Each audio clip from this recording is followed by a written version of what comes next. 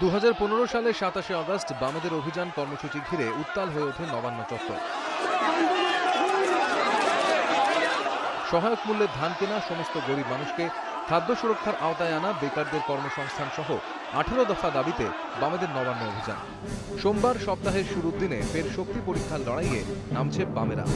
গতবার 2 লক্ষ লোক অংশ নিয়েছিলেন সেই কর্মসূচিতে, এবার সেই সংখ্যাটা দ্বিগুণ হবে বলে দাবি বাম। আমি আপনাদের কাছে বলি, গতবার 2 লক্ষ মতো মানুষ জমায়েত হয়েছিল নবান্ন অভিযানে। এবারে খুব যদি কম হয় তাহলে এটা দ্বিগুণ হবে, অর্থাৎ 4 লক্ষের বেশি মানুষ এই নবান্ন অভিযানে অংশগ্রহণ করবেন। মূলত 5টি পথে এবার নবান্ন অভিযানে নামছেন বাম কর্মী সমর্থকরা। কলকাতায় 3টি এবং হাওড়ার 2টি সহ মোট 5টি রুট হয়ে যাবে মিছিল। কলকাতা ও শিয়ালদা স্টেশন ধরে যে সমস্ত মিছিল আসবে তা মিলবে রানী রাসমণি এভিনিউতে।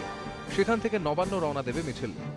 পার্ক সার্কাসের মুখ থেকে যে মিছিল শুরু হবে তা মিলবে পুলিশ ট্রেনিং স্কুলের সামনে। ডায়মন্ড হারবার রোড হয়ে যে সমস্ত মিছিল আসবে তা খিদিরপুর মাজার হয়ে রওনা দেবে নবান্নের দিকে। এছাড়াও হাওড়ার দিকে 2টি পয়েন্ট রয়েছে। দক্ষিণ পূর্ব এবং পূর্ব রেলে যারা আসছেন তারা মিছিল শুরু করবেন রেলওয়ে মিউজিয়াম থেকে। সেখান থেকে তারা নবান্ন অভিমুখে রওনা দেবেন।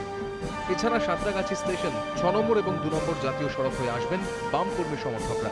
তারা সাঁতরাগাছি থেকে নবান্ন অভিযান শুরু করবেন। সোমবার বামেদের এই কর্মসূচি ঘিরে শহরে তীব্র যানজটের আশঙ্কা করছে প্রশাসন। শুধু তাই নয়, বামেদের এই কর্মসূচি ঘিরে যাতে কোনো অপ্রীতিকর ঘটনা না ঘটে সেজন্য বিশেষ ব্যবস্থা নেওয়া হয়েছে। মোতায়েন থাকবে 2000 পুলিশ কর্মী। মোতায়েন থাকবে হেভি রেডিও ফ্লাইং স্কোয়াড এবং কুইক রেসপন্স টিম।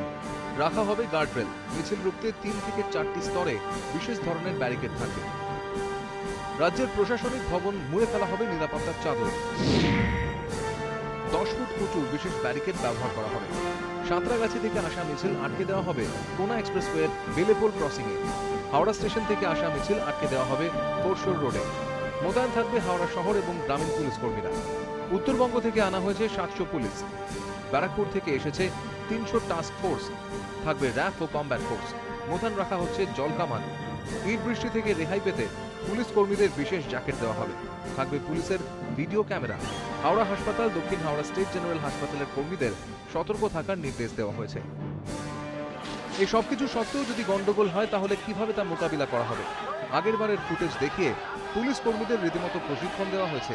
আর এসবে ভর করেই সোমবার বামেদের কড়া চ্যালেঞ্জের মুখে ফেলতে চলেছে প্রশাসন। Bureau report, ETV news Bangla.